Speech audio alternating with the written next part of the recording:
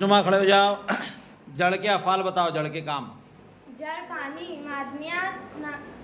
पानी नमकियात और मादनियात जमीन से जज्ब करने का काम करती है। Very good Huzaif. जड़ पानी नमकियात और मादनियात जमीन से जज्ब करने का काम करती है। साकिब जोर से बोलो। जड़ पानी नमकियात और मादनियात जमीन से जज्ब करने का काम करती है। बोलो अलिफ।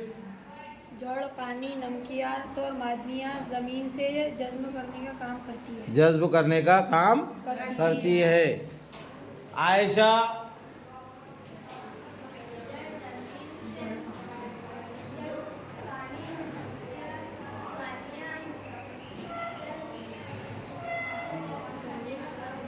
हाँ, जज्ब करने का।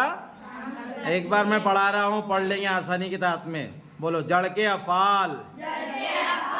जड़ पानी नमकियात और मादनियात जमीन से जज्ब करने का काम करती है।